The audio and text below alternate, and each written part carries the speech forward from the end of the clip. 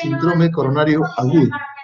Aspectos de definir conceptos, la evaluación y sobre todo el tratamiento que tenemos que dar a esta condición médica que vemos casi todos los días en las salas de emergencia y es motivo de ingreso también casi a diario en las salas de terapia intensiva de los diferentes hospitales.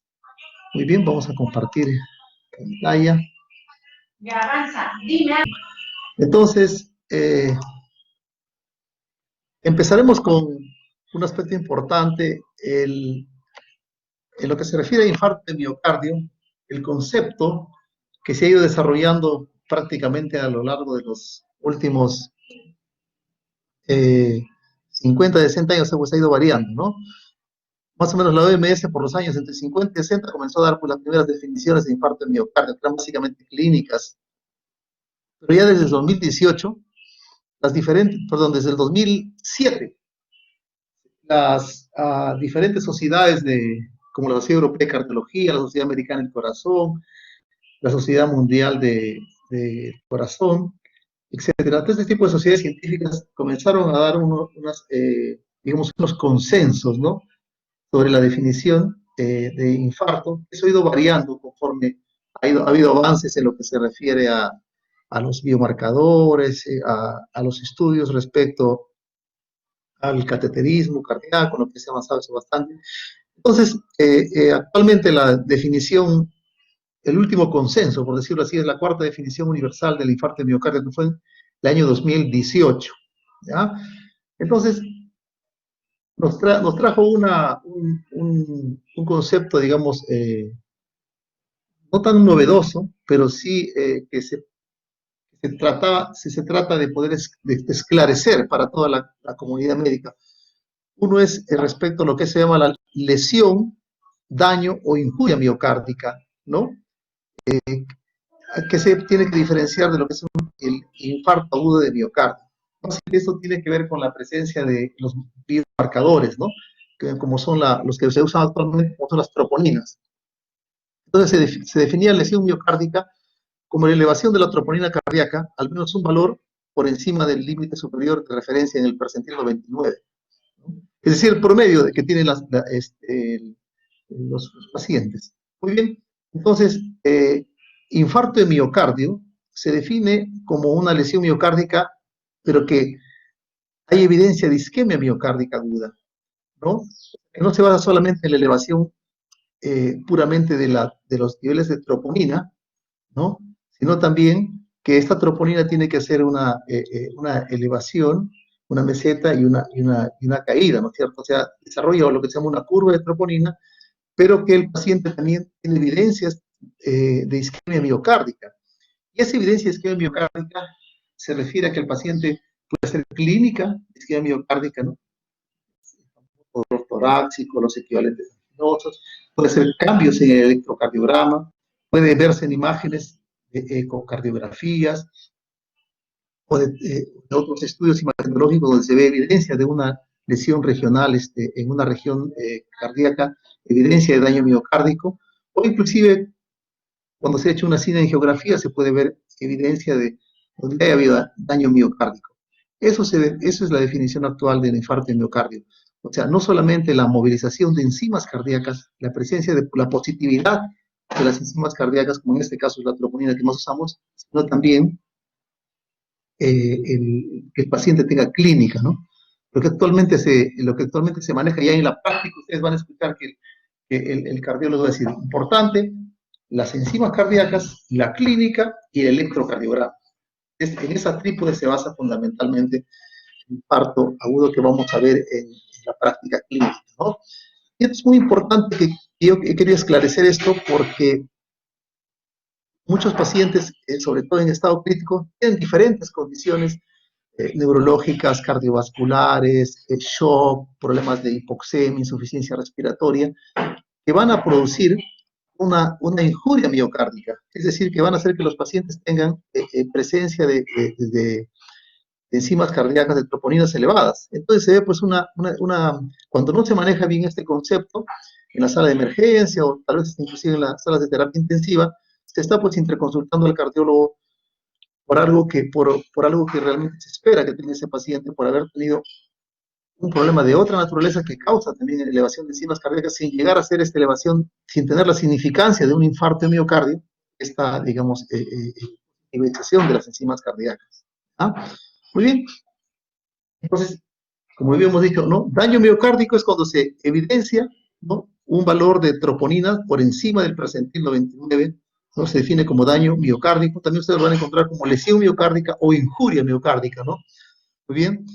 En cambio, los criterios clínicos de infarto del miocardio, ¿no?, la definición se basa en la presencia del daño miocárdico agudo, es decir, con la elevación de las enzimas cardíacas, ¿no?, que se detectan por biomarcadores, pero en un contexto de evidencia de isquemia miocárdica aguda, fundamentalmente clínica, dolor torácico, equivalentes anginosos, cambios en el electro, compatibles con isquemia, evidencia imaginológica a través de una ecocardiografía, con patrones de alteraciones en la motilidad regional, o en estudios radiológicos con lesiones regionales también, ¿no? Inclusive con un cateterismo que evidencia lesión. Eso que quede claro. Bien. Como acá podemos ver, ¿no es cierto? No toda elevación de troponina es sinónimo de infarto agudo de miocardio, ¿no? Ese es el mensaje principal de esto, lo que me interesa que se quede grabado de esto, ¿no? Hay situaciones como, por ejemplo, hipoxemia, anemias severas, ¿no? Anemias sobre todo agudas y severas que no le dan al cuerpo tiempo para un acondicionamiento de esa anemia. Una persona que normalmente tiene 13 o 14 hemoglobina, de un momento a otro comienza a hacer hemorragia digestiva y llega a niveles de 4. Así vemos en la práctica médica. Pacientes con 5, 4.5, 4 de hemoglobina, lo que lo han desarrollado en 2 o 3 días. Entonces su cuerpo no es acondicionado. Esa anemia severa puede desgatear injuria, lesión o daño miocárdico, con positivización de troponinas, ¿no? Un paciente que hizo una taquiarritmia, una taquiarritmia ventricular o una falla cardíaca, un paciente con insuficiencia renal, pacientes que han presentado hipotensión o shock hemodinámico, ¿no?, hipoxemia. Prácticamente un paciente crítico, ¿no?, tiene altísimas posibilidades de presentar cualquiera de estas condiciones. Por lo tanto, muchas veces en su parte del análisis que se le hace, se va a encontrar pues positivización de enzimas troponinas, y eso no significa que vamos a estar pues llamando al cardiólogo cada rato porque el paciente presenta las troponinas elevadas, ¿no es cierto? Muy bien. Entonces, todas las múltiples causas que puede presentarse las troponinas o los biomarcadores, ¿no?, esta enzima miocárdica elevada, o sea, positiva, ¿no? No todos son, pues, lo que se llama un infarto, ¿no? Hay diferentes causas que a ustedes por motivos de tiempo no lo vamos a mencionar todos. Pero en líneas generales se pueden dividir en dos grupos. Un primer grupo que presenta una evidente isquemia miocárdica y otros que presentan positivización de las enzimas, pero que no tienen evidencia de enzimas miocárdicas. Eso se documenta como una elevación secundaria de las troponinas que no están asociados a un infarto cardíaco, que tienen una causa subyacente. Por lo tanto, ya podrán ustedes inferir que el tratamiento de estos pacientes no es el darle pues el combo infarto que le damos a los pacientes que tienen su infarto, ¿no? O sea, la antiagregación, la aspirina, los antiagregantes plaquetarios, la heparina de bajo peso molecular, los nitratados, etcétera, sino tratar la enfermedad de fondo, la causa subyacente. Vuelvo nuevamente a recalcarles esto, porque inclusive yo en la práctica médica, les veo pacientes en la sala de emergencia que, porque tuvo las enzimas, un paciente que llegó por un problema de anemia severa, de cualquier causa, o que tuvo una taquiarritmia por motivos, que ya fue controlada, y en su parte de su control tiene las enzimas cardíacas discretamente elevadas. Entonces, en el electro, luego de controlar la arritmia, no se ve signos de isquemia miocárdica, no se ve onda Q, no se ve supradesnivel, infradesnivel, negativas, no se ve ningún signo de isquemia miocárdica, y sin embargo el paciente no lo ve, ya le han puesto su heparina bajo peso molecular cada 2 horas, su aspirina, su clopidogrel, todo el combo, ¿no? Entonces, recuerden, cuando nosotros conocemos algo, estudiamos algo, no vamos a dar tratamientos como recetas de cocina, sino vamos a individualizar cada caso en particular, ¿no es cierto? Muy bien, acá podemos ver las múltiples causas de elevación de la troponina como consecuencia de daño miocárdico. como que también de otras causas que no son de daño miocárdico, ¿no? Entre las mencionadas acá, mire, pacientes críticos, que es prácticamente el grupo, digamos, de trabajo nuestro, ¿cierto?, del curso que estamos desarrollando. Y aún así dice que se pueden, hay listas mucho más exhaustivas, ¿no? Pues esta lista es mucho más grande de que otras condiciones médicas pueden desarrollar, positivizar las enzimas, ¿no? Pues la sepsis, se va a ver en paciente crítico, ¿no? El ACV, hemorragias subaracnoideas, la embolia, problemas de que, infiltrativos, ¿no? Algunos quimioterápicos que pueden ser cardiotóxicos, ¿no es cierto? Etcétera, etcétera. Muy bien, acá para que veamos, ¿no? Cómo es que los niveles, estos son los niveles de troponinas, nanogramos por litro, ¿cierto? En lo cual obviamente, pues, si bien es cierto, muchas entidades dan troponina positiva, pero no todas le elevan en un nivel, digamos, bastante significativo, como la afección cardíaca en sí, en un infarto de miocardio, por lo que dice, ¿no? Un very large AMI, ¿no? O sea, un infarto de miocardio agudo bastante grande, ¿no? Las miocarditis. Muy bien, es más de lo mismo. Y en la cuarta definición se llegó a un consenso de reconocer 5 tipos de infartos, ¿no? Hay infarto tipo 1, 2, 3, 4, que incluso el 4 se dividen en 3 subtipos, el infarto tipo 5. Fundamentalmente, el infarto tipo 1 es el que casi es el que normalmente manejamos y el que más conocemos, ¿no? Que básicamente es una enfermedad arterial coronaria aterotrombótica. Hay una erosión, ruptura de esa placa, y obviamente con obstrucción completa o parcial del flujo, se crea un desbalance y se produce hasta la muerte miocárdica, de muerte celular de miocardio, y por ende se produce el infarto. Entonces, este es el infarto tipo 1, es básicamente un infarto que obedece a fenómeno de placa, es un fenómeno de placa aterotrombótica a nivel coronario. En el infarto tipo 2, es fundamentalmente un desbalance entre el aporte y la demanda de oxígeno. Por ejemplo, una persona que tiene una taquiarritmia, no llega a hacer ningún tipo de lesión a nivel del endotelio vascular de la coronaria, no tiene placa aterotrombótica, sin embargo, ha sido tal el consumo de oxígeno, ¿no?, que ciertas áreas ha podido afectarse del corazón sin llegar a ser un fenómeno de placa, y ha podido liberar enzimas cardíacas, hacer una curva de troponinas y logra hacerlos digamos, la definición de infarto, ¿no es cierto? O sea, ahí vamos a eso, revisarlo. Sin embargo, no es un fenómeno de obstrucción coronaria, ¿no? El infarto tipo 3, que básicamente se da en los pacientes que hacen muerte súbita con una clínica o evidencia electrocardiográfica de isquemia miocárdica, pero que no se llega a corroborar con los marcadores, ¿no es cierto? El infarto tipo 4 es aquel que se asocia, que tiene otros subtipos, que se asocia a la realización de procedimientos como es la angioplastia o abismo cardíaco, y el infarto tipo 5, en la cual se asocia a la realización de cirugía de revascularización cardíaca, ¿no? De revascularización miocárdica. Muy bien, de estos me interesa, y los que probablemente nos vamos a enfrentar más, es el infarto tipo 1 y tipo 2. Eso vamos a recalcar en esto. Uno, recordar que el infarto tipo 1 se define como tener las troponinas positivas y al menos uno de estos criterios, ¿no? Síntomas de isquemia miocárdica, cambios en el electro, ondas Q patológicas, que se evidencian en alguna imagen, alguna área de miocardio viable que se ha perdido, o que la angiografía pueda evidenciarse, ¿no? E inclusive con la autopsia pueda evidenciarse la presencia de un trombo coronario. Podemos ver acá. Tipo 1, fenómeno de placa. El tipo 2 es el donde hay un desbalance entre el consumo y la capacidad de aporte de oxígeno a cierta área de miocardio, ¿no? Entonces, aquí también se evidencia la elevación de las troponinas, más al menos uno de estos criterios, ¿no?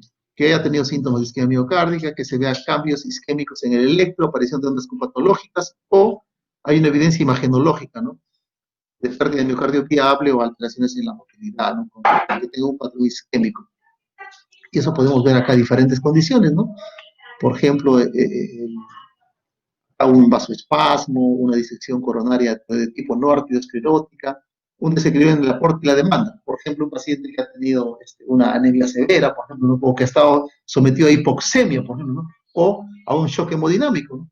No hay buena perfusión y eso también afecta al músculo cardíaco, ¿no? como cualquier otro músculo o órgano de toda la economía, ¿no? De todo el organismo. Muy bien. Aquí podemos ver, ¿no? En infarto tipo 2, ¿no? ¿Qué condiciones, por ejemplo, se crea un desequilibrio entre oferta y demanda? Lo que le habíamos dicho, ¿no? Hipotensión o shock, anemia grave, insuficiencia respiratoria, arritmia, hipertensión grave con disfunción ventricular izquierda, una taquiarritmia sostenida. Obviamente, pues una persona de 70 años que viene una fibrilación auricular, que, que si es que esa fibrilación está con 80, 90, 100, 110, ¿aló? Hola, ¿algún inconveniente? No, doctor, sí se lo escucha bien. Perfecto. Muy bien, hubo una interferencia. Muy bien.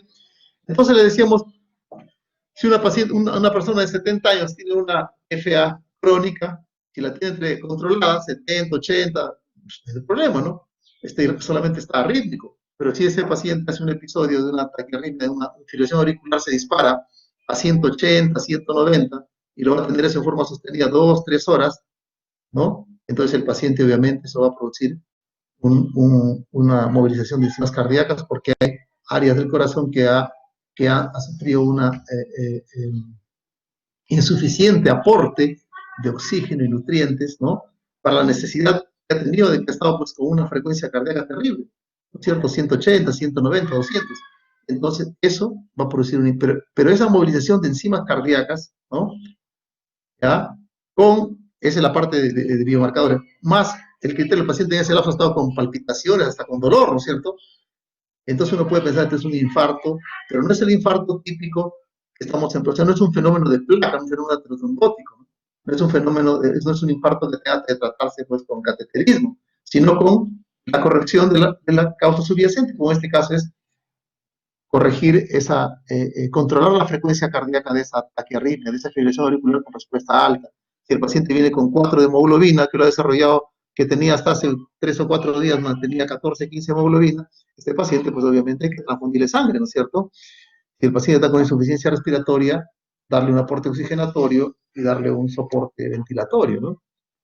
Igual hay que corregir eso también si es que es la causa de este tipo de infarto, ¿no? Eso es lo más importante que quería decir. Inclusive hay unos cuadros cardiológicos justamente que deviene de este concepto que estamos tratando de inculcarles, ¿no? De diferenciar los pacientes que tienen inclusive infarto de miocardio, pero que no tienen problemas obstructivos a nivel de la coronaria, ¿no? Estos casos se conocen como lo que se llama MINOCA, ¿no? Myocardial Infarction Without Non-Obstructed Coronary Artery. Eso significa una infarto de miocardio sin enfermedad obstructiva de las arterias coronarias. Aquí podemos ver, ¿no? Fenómenos de vasoespasmo, fenómenos como la miocarditis, la cardiomiopatía de Takotsubo, la embolia pulmonar, el deterioro de la insuficiencia renal, el stroke, etcétera, ¿no? Aunque desde causas cardíacas y no cardíacas, ¿no es cierto? Muy bien, entonces, para terminar esta parte, quedar lo siguiente, que la elevación de lo que corresponde a la evaluación de nuestro paciente, que es el paciente crítico, ¿no? Es el objetivo de este curso, ¿no? Recordar que la elevación de las troponinas es frecuente en los pacientes que se ingresan a la UCI o que están en una unidad de shock trauma, en una sala de emergencia, en un área crítica, y de por sí que esté elevado, si bien es cierto, no siempre va a significar un infarto de miocardio de tipo 1, o sea, que requiera cateterismo o todo el protocolo de manejo de un IKST elevado, ¿no? Pero eso se asocia de por sí, es un indicador de un pronóstico más adverso, independientemente de la enfermedad que tenga, ¿no? Entonces, cierto grado de aumento de estas puede reflejar un infarto de miocardio tipo 2 debido a una enfermedad coronaria subyacente, y a un aumento de la demanda miocárdica de oxígeno, pero también puede ocurrir inclusive infartos tipo 1, ¿no? Como ocurre en cualquier otra persona, ¿no es cierto? Muy bien, acá hemos visto. Y ahora sí vamos a empezar lo que es ya el síndrome coronario agudo, ¿ya? Que es lo que me interesa definir muy bien. Cuando hablamos de síndrome coronario agudo, a ver, atención jóvenes, significa fenómeno de lesión endovascular, de lesión de coronaria, que se ha formado un trombo oclusivo, ya sea en un 100% total o en un 70-80%, ¿no? Muy bien. Rápidamente empezaremos con un casito, ¿no? El señor Fernández es un varón de 63 años, ejecutivo de ventas, diabético, hipertenso, exfumador. O sea, es un paciente que tiene una alta carga de factores de riesgo, ¿no? Tiene varios números de la TICA, siempre digo yo, para tener su infarto, ¿no? La edad, el tipo de trabajo, la diabetes, etcétera. Viene por un dolor torácico intenso, opresivo, de 8 sobre 10. Luego de que hizo un esfuerzo subir escaleras, ¿no? Tiene náuseas, sudoración, se sienta, descansa y no cede dolor torácico aún con el reposo, ¿cierto? Se va a la sala de emergencia, rápidamente lo recibe en el área de triaje un enfermero bastante experimentado, dice, este paciente tengo que tomarle una electrocardiograma. Efectivamente, rápidamente, antes de los 10 minutos, le toma el electrocardiograma muy bien, entonces, creo que le toman el electrocardiograma, se lo dan a usted el electrocardiograma, entonces el médico lo ve y como no está muy familiarizado con el electrocardiograma, no sabe interpretar muy bien el electrocardiograma, dice, bueno, vamos a pedirle sus enzimas cardíacas, porque he visto que a los pacientes le piden sus enzimas cardíacas y sale positiva, es un infarto, ya pues, lo llamaremos al cardiólogo, irá a terapia intensiva, entonces le pide sus enzimas cardíacas. Muy bien.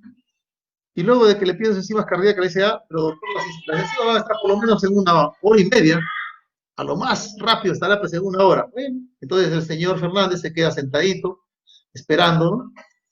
Cuarto, y de un momento a otro, ¿no? Sin monitor, sin ningún tipo de, digamos, de control, y de un momento a otro comienza a exacerbarse ese dolor, se sincopa,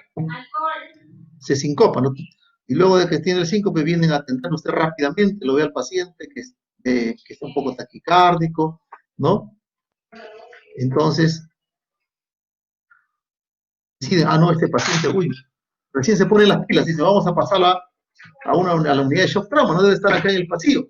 Lo pasan a la unidad de shock trauma, le ponen el monitor y se dan cuenta que el paciente tiene 70 de 40 de presión arterial, es tipo tenso, por eso se había sincopado. Y ven ustedes esta taquiarritmia con complejos QRS anchos, de forma regular, y tiene 212 de frecuencia cardíaca, ¿no? A ver, alguno de los, a ver, Elisa Scaliti, ¿se encuentra con nosotros? Hola. Elisa Scaliti. Creo que Elisa tiene problemas de audio, porque eso me dijo Ya, antes de entonces, ya, ¿tú eres Franca? Sí, doctor. ¿Cómo estás, Franca? A ver, ¿qué te parece en el monitor cardíaco que estamos viendo? Fibrilación. ¿Ah? Fibrilación. No, la fibrilación es un ritmo también complejo ancho, pero desordenado. Este es un ordenado. Esta es una taquiarritmia con compromiso hemodinámico, es una taquicardia ventricular con deterioro hemodinámico, porque el paciente todavía tiene pulso, tiene presión baja, pero todavía está despierto.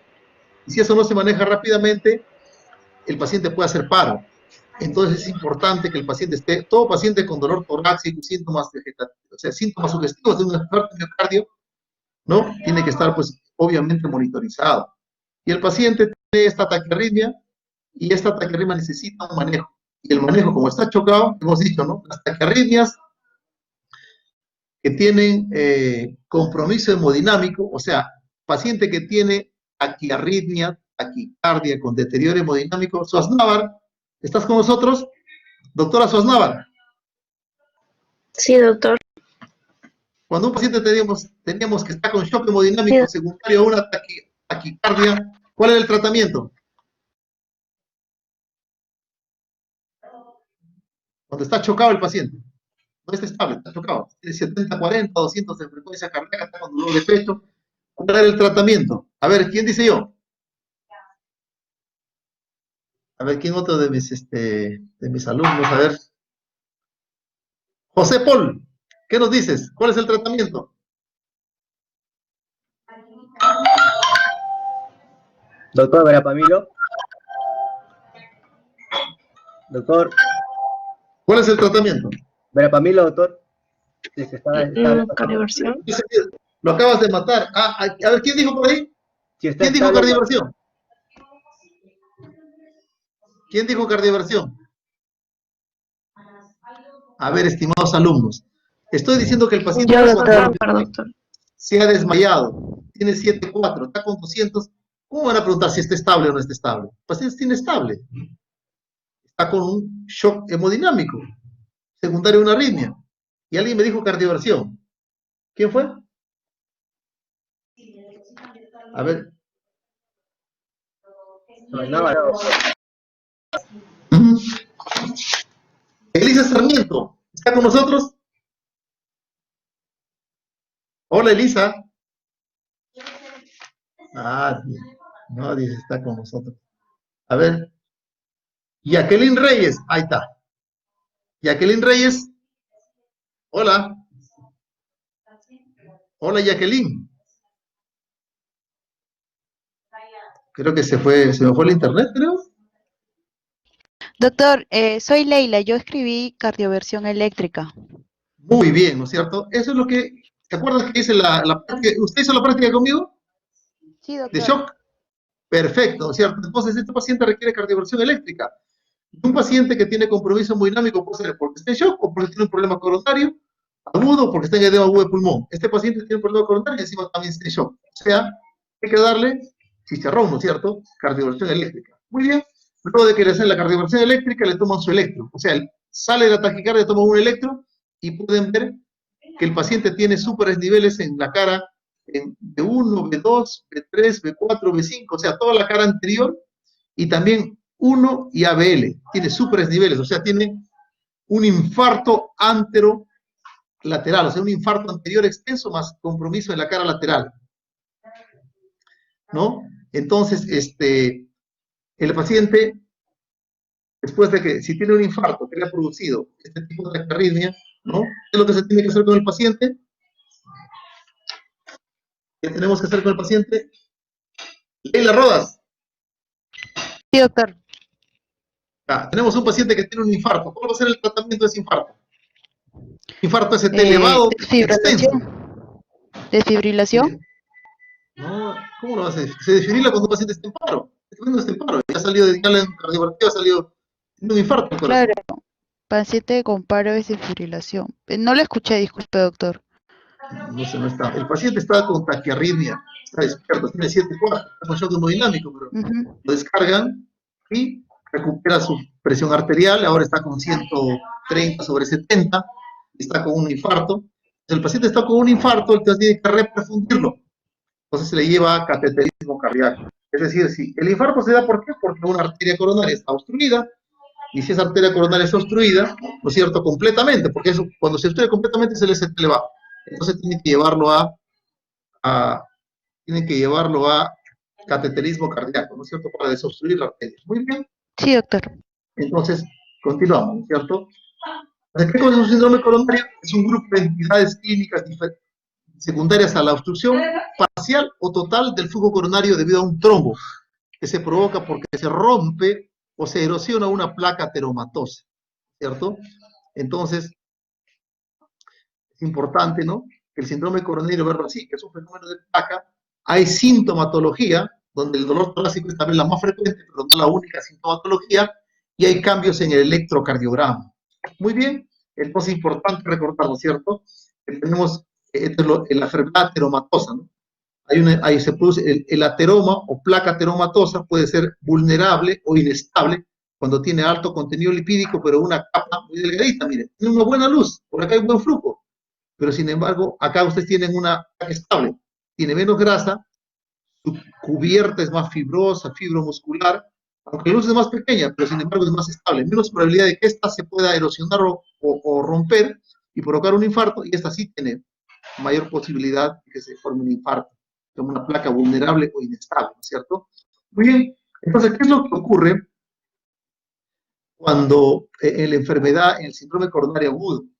Sencillamente hay alteraciones endoteliales, ¿no? ¿Por qué? Porque el paciente es hipertenso, el paciente tiene riesgo coronario, lípidos altos, diabético, ¿no?, fumador, todo eso produce pues una lesión endotelial.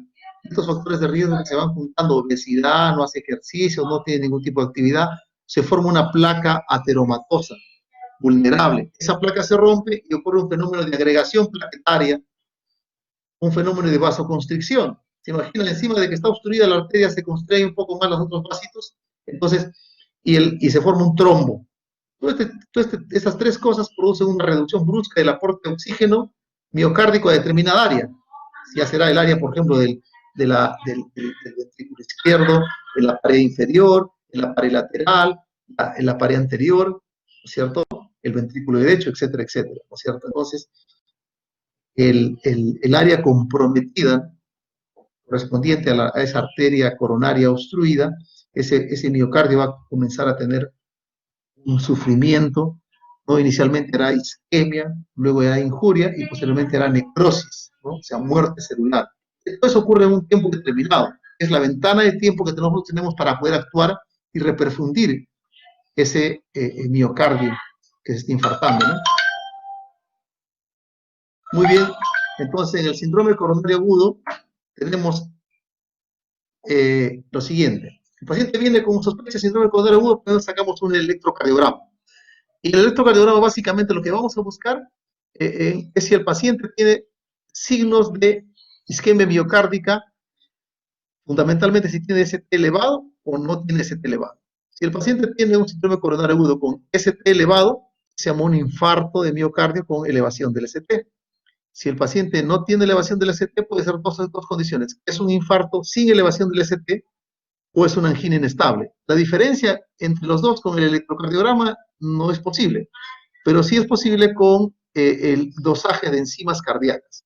En el paciente que no hay elevación del ST, pero hay otros cambios, ¿no? Por ejemplo, inversión de la onda T, depresión del segmento ST, ¿no?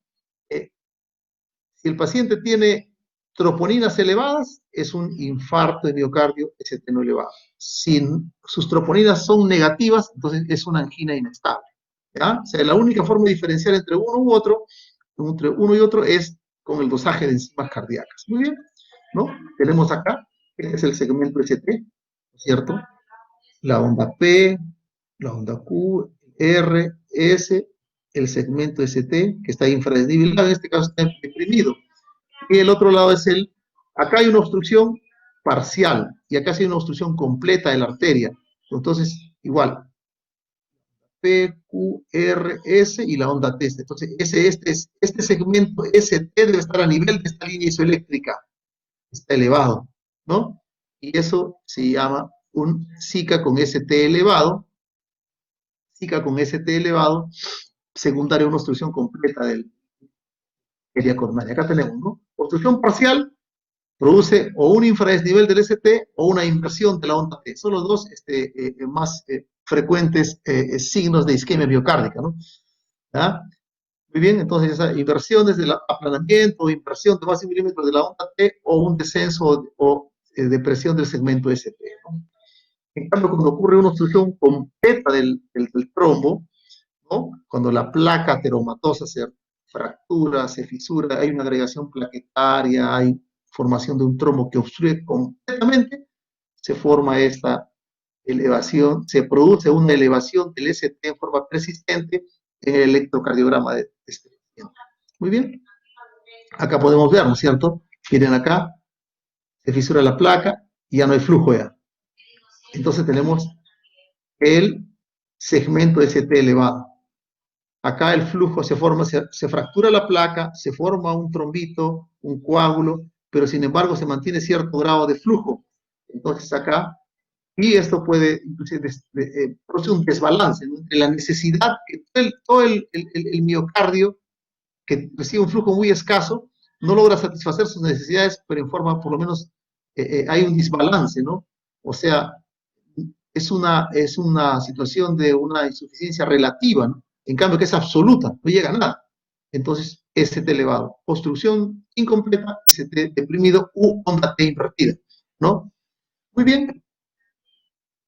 Estos son los cambios que se ven en el EKG cuando hay un SICA sin esa elevación del ST, como les había dicho, ¿no? Ya sea depresión del segmento ST, una depresión persistente o transitoria, o inversiones de la onda T o T planas, etcétera, ¿no? Muy bien, el diagnóstico entonces se basa en la clínica, el electrocardiograma y los biomarcadores, ¿ya? 3 aspectos hay que valorar: historia clínica, EKG y enzimas cardíacas. Y muy bien, entonces el cuadro clínico típicamente es un dolor torácico. Ese es el síntoma principal que se da en la mayoría. No de todos típicamente, pero sí. Dolor torácico es de tipo retroesternal, es opresivo, usualmente es intenso, ¿no? Porque puede variar la intensidad, se puede irradiar al brazo izquierdo o brazo derecho, o ambos brazos, a la quijada, ¿no? Y también suele acompañarse de síntomas vegetativos, ¿no? Como son náuseas, sudoración, palidez, ¿no? Sudoración fría. Esto, lamentablemente, se presenta solamente en el 35-40% de los pacientes. O sea, ni siquiera en la mayoría. Por lo tanto, es importante saber reconocer rápidamente que un paciente nosotros se presente, un paciente a la emergencia, con estos síntomas, y no sospechemos de un infarto, pues es un crimen, ¿no? Entonces hay que sospechar siempre que tenga este paciente un infarto. Pero a veces los pacientes pueden presentarse con otros síntomas, ¿no? Como por ejemplo, se llama, presentar una presentación atípica o tener presentación con lo que se llama equivalentes anginosos, o sea, síntomas que no son dolor torácico, pero sin embargo denotan la presencia de un sufrimiento miocárdico, de isquemia miocárdica, ¿no? Como son disney fatiga, es el síntoma más frecuente de los atípicos. El paciente tiene solo, si me canso, me falta el aire, le toma su placa tan normal, ¿no? Hasta puede que sature aceptablemente, ¿no? Tiene fatiga, o está diaforético, no tiene diaforesis, no sudoración fría, bien persistente, no sé por qué, dice, si no hace calor, o no estoy con calor, dice, pero sin embargo, la paciente transpira, ¿no? Tiene náuseas y vómitos, o súbitamente sincopa, ¿no? Dice, despierta y está medio mareado, ¿no? O tiene dolor de espalda en la parte alta de la espalda, ¿no? Una dorsalgia alta, hay gente que dolor mandibular, es increíble. Yo recibí una vez una paciente que vino por un dolor entre cuello y pecho, pero ella dice que inicialmente tenía un dolor en la mandíbula y había ido al hospital, que respeto mucho ese hospital, es un excelente hospital docente, se fue al María Auxiliadora, nunca me olvido, eso se ocurrió como 10 años, 15 años creo, y el paciente le habían sacado la muela, así, le habían sacado la muela porque decía que ella le dolía la quijada y entonces la odontología le sacó la muela y seguía con el dolor y tomamos un electro y efectivamente ya tenía ondas Q, había tenido un infarto miocárdico, ¿no? Con sus troponías elevadas. Me acuerdo que ni troponinas en ese tiempo, de un tiempo ya tenía sus CPKMB elevada, porque ya tenía la historia casi de un día y medio de evolución. Muy bien. Entonces, importante, otra cosa importante que ustedes tienen que valorar rápidamente en el paciente, aparte del dolor, es la carga o sea, la presencia de factores de riesgo. Mientras más factores de riesgo tiene el paciente, hay más posibilidades de que él vaya a desarrollar un infarto. ¿Y cuál es esto acá? Que el paciente sea diabético, hipertenso, tabaquista, tenga hiperlipidemia, obesidad, que sea mayor de 50 años, antecedentes familiares, sobre todo de muerte por infarto antes de los 50, ese es el que tiene más carga genética, ¿no? Por eso una muerte dice, sí, mi papá le dio infarto, pero ¿a qué edad murió? A los 70 años, 80 años, eso no tiene mucho peso como carga genética. Pero dice, sí, mi papá nos dejó huérfano joven nomás. Yo estaba niño, mi papá tenía 48 años, 49, 50 años. Ah, no, ese sí tiene buena carga genética. ¿Ya? Diabético, hipertenso, fumador, dislipidémico, obesidad, y los mayores de 50 años, ¿no? Presente. Muy bien, entonces, tenemos importante pedir su electro.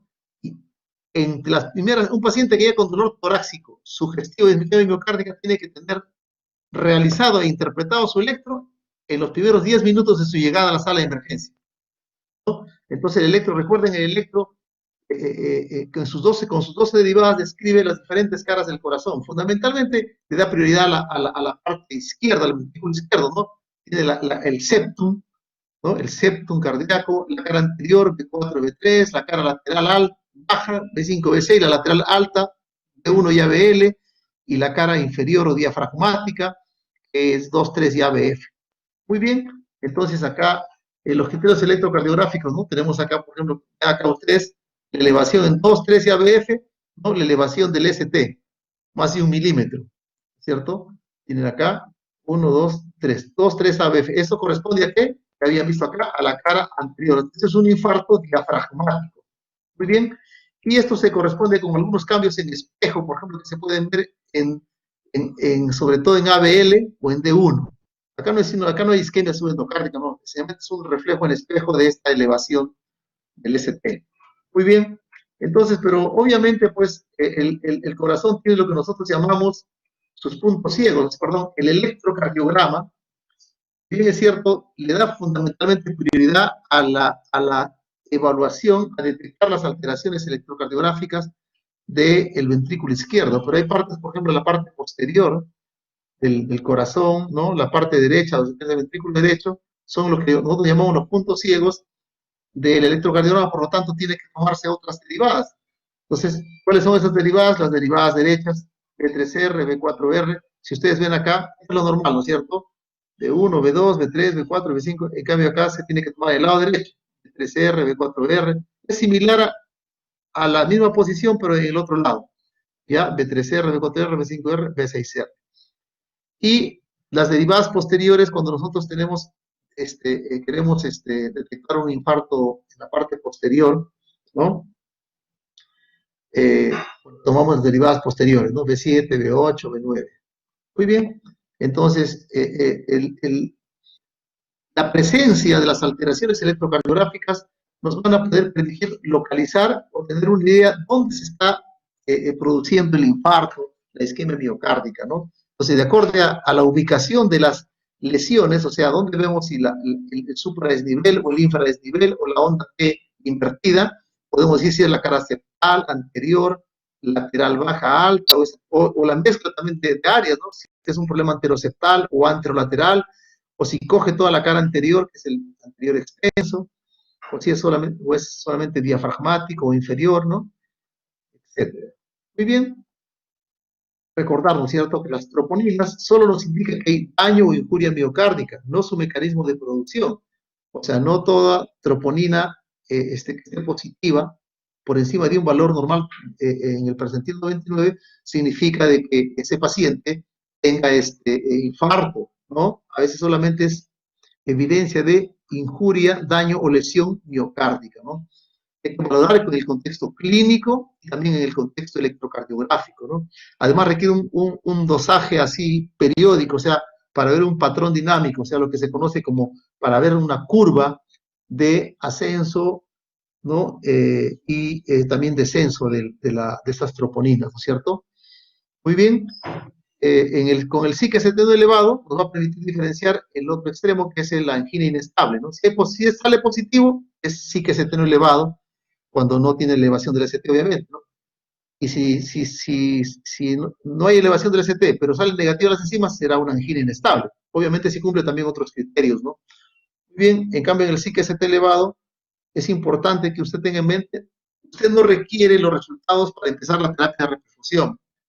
Si yo recibo un paciente con dolor torácico que tiene media hora de evolución, tiene el electro con 2, 3 ABF elevado, tiene un nivel inferior, yo necesito el resultado de las enzimas que me diga que es un infarto para empezar, ya sea una trombolisis o fibrinolisis para reperfundir esa arteria coronaria obstruida o enviar rápidamente a una sala de angioplastía o de hemodinamia, que es el mejor tratamiento que se le puede ofertar a los pacientes que tienen infarto ST elevado.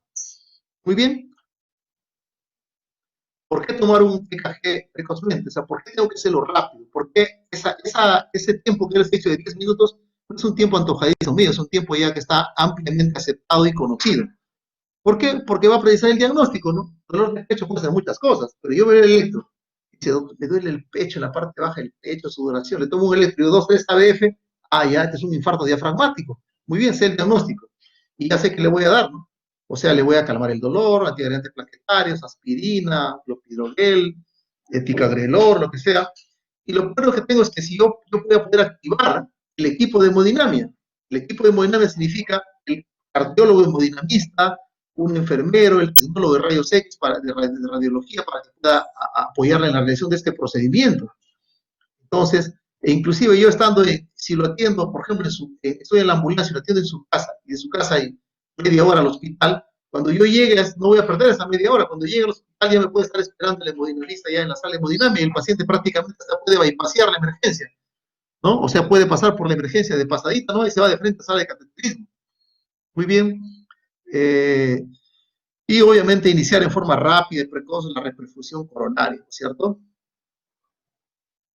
¿Por qué es importante el tiempo? Porque el tiempo es músculo y cada minuto cuenta. ¿Ah?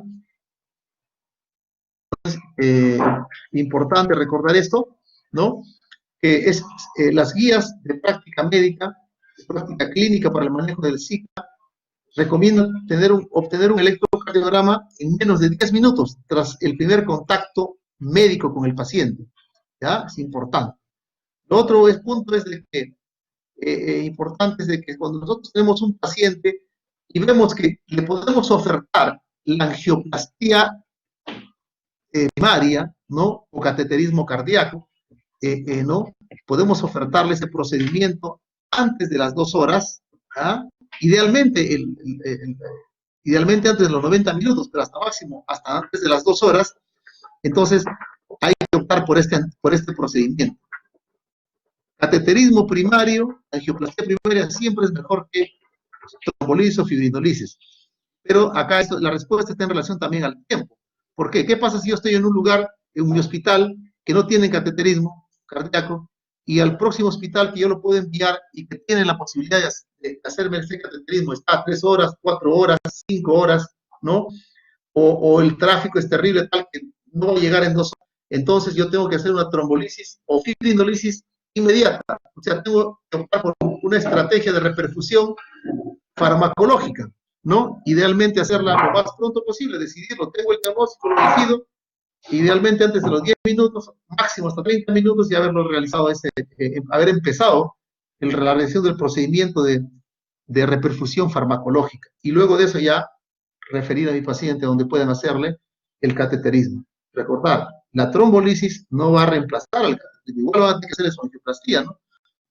Pero ya voy a reperfundir y voy a evitar que haya necrosis del miocardio comprometido.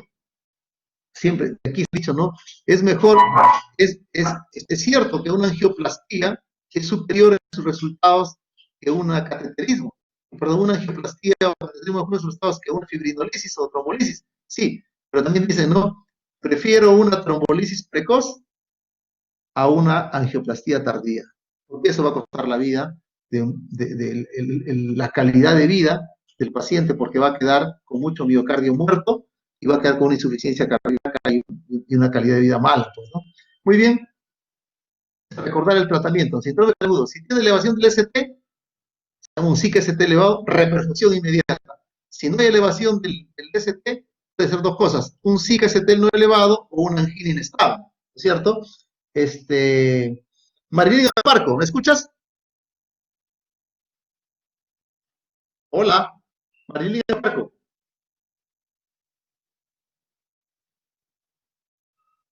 ¿Aló? Hay un grupo que se ha retirado a su clase. Ah, ya. ¿Quién está presente? Franca. Hola. ¿Aló?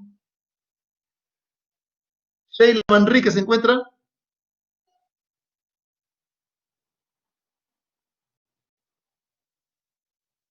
Muy bien. ¿Me puede confirmar si se escucha, por favor?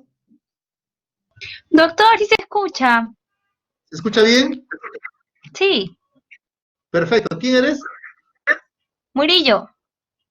A ver, doctora Murillo, dígame. ¿Y usted cómo diferencia un Zika ST no elevado de una angina inestable? O sea, ¿cómo dice cuál es cuál? Ah, por la troponina. Lo Por la máximo. valoración de la Un troponina. aplauso para usted, doctora. Me levantó la moral, doctora. Sigo con la clase entonces, ya que nos falta poquito, porque ya se nos viene el tiempo. Muy bien. Entonces, el manejo médico, el paciente tiene que ser manejado. Si está en la emergencia, en una unidad de shock trauma, o sea, en la sala de reanimación, bajo monitoreo estricto, presencia, ¿no? Hay un monitoreo presencial por parte del médico de emergencia y parte del cardio. Y si está en piso, no puede hacerse esto, pues el paciente, si le ocurre el infarto en piso, tiene que inmediatamente llevarlo a la unidad de terapia intensiva, a cuidados intensivos, donde está muy bien monitorizado y se le puede realizar el procedimiento, bajo monitoreo cardíaco continuo, permanente. Oxigenoterapia. El oxígeno es un medicamento, no es una almohadita, no es una mantita para darle comodidad al paciente, no, se le ofrece cuando el paciente realmente necesita. Las guías hasta el momento no están muy exactas en eso, pero más o menos unas guías son más radicales, dicen si el paciente tiene 90 o menos, dale oxígeno recién. Otras dicen 92. Yo todavía me voy por 92. O sea, si tiene menos de 92 y lo veo con cierta dificultad respiratoria, le voy a dar oxígeno. Pero si el paciente está tomando 95, 96, no ponerle oxígeno. Probablemente es probable que el oxígeno, cuando no se refiera, el oxígeno va a inducir a vasoconstricción. Y eso puede, obviamente, empeorar el infarto, ¿no es cierto?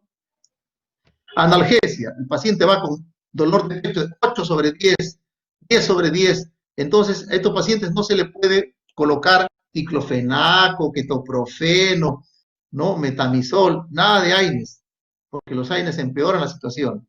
Lo que se tiene que manejar es con opioides, o no derivados del opio. ¿Cuáles son? Morfina, en el peor de los casos, meperidina o petidina, son los dos opioides que se tienen que usar en caso de dolor isquémico severo, ¿no es cierto?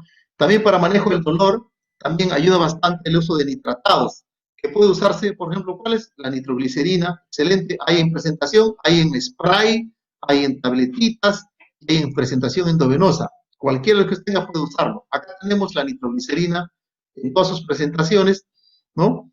Y obviamente la otra parte es la antiagregación plaquetaria dual, es importante, o el uso de ácido acetil salicílico o aspirina, más clopidogrel, si el paciente va a ir a fibrinolisis, si el paciente va a angioplastía, porque tenemos la posibilidad de ofertar la angioplastía en nuestro hospital, o lo vamos a derivar a otro hospital, cuyo traslado, ¿no? Y llegada del paciente a la sala de hemodinamia va a ser menor de 2 horas, o sea, si me asegura que desde que yo recibo al paciente a que el paciente se le va a hacer el procedimiento es menos de 2 horas, perfecto, yo puedo darle ticagrelor al paciente porque va a ir a una angioplastía primaria. Si no me aseguran que le van a hacer en ese tiempo, yo empiezo, como habíamos dicho, con mi fibrinolisis o trombolisis. Y por último, terapia anticoagulante, como son las heparinas de bajo peso molecular, la enoxaparina, y si no, enoxaparina puedo dar heparina sódica no fraccionada, ¿cierto? Muy bien, recordar esto, ¿no? Oxígeno no es para todos, solo si la saturación es menor entre 90 y 92, ¿no es cierto? ¿Qué se vio? Un estudio que hicieron de que no había diferencias y dice, a menos que siempre que dice, un estudio que hicieron unos suecos, dice, a menos de que la saturación, ¿no? Si la saturación está por encima del 90%, ¿no? No hubo diferencia estadística significativa en la presencia de reinfarto, fibrilación, bloqueos, shock cardiogénico, utilización de diuréticos, inotrópicos, nitroglicerina, aspirina, bla, bla, bla, y lo que es más importante, la mortalidad. O sea, no había, digamos, diferencias entre darle o no darle oxígeno si es que el paciente saturaba por encima de 90. Pero también hay otros estudios que inclusive no solo eso, sino encuentran que el darle oxígeno cuando no necesita es un factor de evolución desfavorable, ¿no es cierto? Muy bien, lo que ya habíamos mencionado, ¿no es cierto? Terapia antiisquémica con nitratados, ya sea podemos empezar con sublingual, aplicar en spray o darle en forma endovenosa. Muy bien, más bien siempre preguntar a los pacientes, sobre todo varones, ¿no? Si están usando o no inhibidores de la 5-fosfodiesterasa, o sea, si están usando Viagra, Cialis, todo este tipo de medicamentos que se utilizan para la disfunción eréctil, ¿no es cierto? Entonces, preguntarle si el paciente toma eso, porque si el paciente ha tomado eso en las últimas 48 horas, no le pueden ustedes dar, porque si no, se va a inducir a una hipotensión terrible, ¿no? Muy bien, entonces sigamos, puedo darle un betabloqueador también si no hay contraindicaciones. Terapia antiplaquetaria, ¿no? Recuerden que hay una activación plaquetaria, entonces dar una terapia antiplaquetaria dual, doble. Se puede empezar 300 miligramos de acetil salicílico y luego se continúa con 100 al día en promedio, ¿no? También se da, por un lado, ¿no? Y por otro lado se da, se puede dar también el clopidogrel, si el paciente es alérgico a la aspirina, y si no, también se da como parte de complemento, porque son por diferentes vías que producen la inhibición de la agregación plaquetaria, ¿no? Igual se le da también, son 300 miligramos, y para que continúe diario 75 miligramos. Eventualmente, si el paciente va a ir a cateterismo, muchas veces lo que colocamos es 600 miligramos en pacientes que van a hacer una angioplastía primaria. Muy bien, acá otro tipo, ¿no? Tenemos también al ticagrelor y el pasugrel, son dos nuevos antiagregantes plaquetarios. Muy bien, acá sigamos, la terapia anticoagulante, ¿no? Heparinas de bajo peso molecular, es lo que más usamos acá. También se puede utilizar heparina no fraccionada, pero esto requiere el uso de una bomba de infusión, estarle controlando más frecuentemente el TTPA, que es el tiempo parcial de tromboplastina activada. En cambio, el uso de heparina de bajo peso molecular tiene una forma más fácil, digamos, de administración y no requiere estar controlando a cada rato los tiempos de coagulación, ¿no es cierto? Muy bien. Y por último, lo más importante de este paciente es la terapia de reperfusión. Como les dije, si hay infarto, ST elevado es porque una arteria se ha obstruido. El kit del asunto es desobstruir esa arteria. Lo otro son tratamientos importantes pero coadyuvantes. Lo más importante es definir una estrategia de reperfusión. ¿Va a ir a angioplastía o se le va a hacer una reperfusión farmacológica? Esta es una reperfusión mecánica, ¿no? Una reperfusión mecánica con la introducción de un catéter, un endobalón que apertura, ¿no? Que abre la zona estenótica, y para que no se reestenose, se retrombose nuevamente, se deja este tutor metálico, esta malla endovascular, que se llama stent. E inclusive ese stent, los stents modernos tienen con drogas que producen una liberación prolongada. El stent está recubierto y produce una liberación prolongada de drogas que evitan que ocurra una reoclusión, una trombosis, ¿no? Una retrombosis o reoclusión de esta área de coronaria que se ha reperfundido. Muy bien. Entonces, los pacientes, nuevamente, resumiendo, los pacientes que tienen un SIC-ST elevado deben ser tratados con angioplastia primaria de forma inmediata. Eso es lo ideal. Pero la realidad es que no todos los hospitales, ni siquiera la mayoría, creo que ni siquiera un 10% de todos los hospitales del país tienen la capacidad de hacer esta angioplastía. Menos, tal vez. Entonces, pero si no se dispone de angioplastía primaria, deben ser transferidos. Pero si yo preveo que a donde yo lo voy a referir, hasta que llegue, suba a la sala de hemodinámica, el cateterismo, me va a demorar más de 2 horas, más de eso es un tiempo no aceptable de isquemia miocárdica. Entonces yo tengo que trombolizarlo o fibrinolizarlo y después de eso a reevaluarlo, al paciente referirlo para cateterismo, ¿no? Si la trombolisis es exitosa, ¿no? El paciente tiene que ser referido para una angioplastía dentro de las 24 horas. Lo ideal es que lo hagan lo más pronto posible, ¿no? Pero tienes hasta 24 horas para referirlo. Pero si la trombolisis fue fallida, o sea, y esto tiene criterios clínicos, ¿no? ¿Cuándo se dice que una trombolisis es exitosa? El paciente mejora clínicamente, le pasa el dolor, por un lado, sin necesidad de narcóticos. Hay un descenso de más del 50% de la elevación de SST, ¿no? Mejora su electrocardiograma, ¿no es cierto? Hace algunas arritmias de reperfusión, hay un pico de enzimas cardíacas, etc. Hay varios criterios, ¿no? Para ver si ha sido exitosa una, pero lo más importante es descenso del ST y el que haya cedido el dolor torácico. Pero si la trombolisis fue fallida, o sea, terminó la trombolisis y el paciente sigue con el ST elevado, o a veces hasta más elevado, sigue con dolor, que hay que estar poniendo a cada rato narcóticos, entonces el paciente tiene que ser referido para una angioplastía de rescate temprana, o sea, lo más pronto posible, ¿no? Muy bien, entonces, esto para terminar, conclusiones de nuestra clase. El SIC es un grupo de entidades clínicas secundarias a obstrucción parcial, ST no elevado, o obstrucción total del flujo coronario, SIC ST elevado, ¿no? Debido a un trombo provocado por rotura o una lesión de una placa ateromatosa. O sea, el SIC es un tipo de infarto tipo 1, ¿ya? Tipo 1. La valoración adecuada del dolor torácico nos permite un reconocimiento precoz, por supuesto, ¿no? Pues saber una buena semiología del dolor torácico y de los equivalentes anginosos. Muchos pacientes, sobre todo diabéticos, ancianos o las mujeres, que tienen ellos otra forma de presentación a veces, ¿no? Un porcentaje de ellos es una forma de presentación atípica, como son, por ejemplo, disnea y fatiga, como son, por ejemplo, sensación de mareos, sudoración persistente, como síntoma predominante del dolor torácico. Entonces, si no sabemos reconocer esto, en este grupo de riesgo, se va a retrasar nuestro diagnóstico, ¿no? Inclusive va a decir, tiene una jeca, está con una que espera sentado en la sala de espera. Se muere en la sala de espera. El electrocardiograma es la herramienta diagnóstica más importante para tomar decisiones rápidas.